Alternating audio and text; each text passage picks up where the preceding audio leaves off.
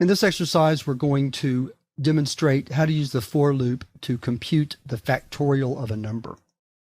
So let me start my program and then I'll demonstrate arithmetically what factorial is before we write the program. So we're going to call this chap8 ex1.py.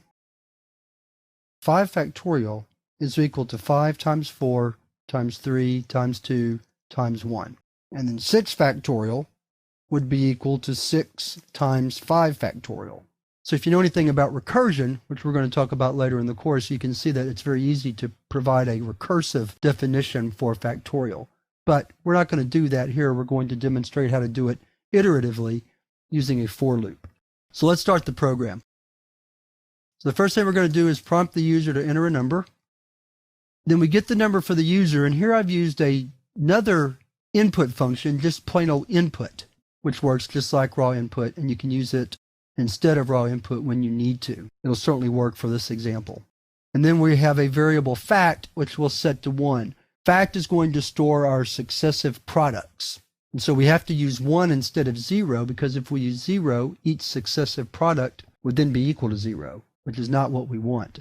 Because we want to start out with 1, then 1 times 2, then 2 times 3, then 6 times 4, and 24 times 5 to get the answer 120, which I probably should put up here. So after we've established our fact variable, we're ready to write the loop.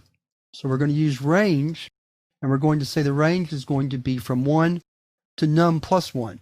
We have to do that to get it through 5, to do 1 through 5, even if we enter 5 as the input. You'll see in a moment. And here I already see a typo. Let me fix that real quick. That should be I. Then the body of the loop simply says fact is equal to fact times I. Then last, we're going to display the result. So we'll say the number that we entered factorial is equal to, like so. So let's save the program, go back to our command line prompt, and type chap8 x1.py.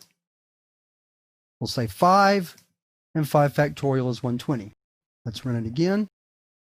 Let's do 10. And you see how quickly the numbers grow when you're computing factorial. And we could do several other numbers, but we'll stop there. The for loop provides us with an easy way to do what's called the factorial computation iteratively. And like I said, there's also a recursive solution to factorial, and we'll look at that when we study recursion later on in the course. But with that, we're finished with this first exercise, and we're ready to move to the second and last exercise in this chapter.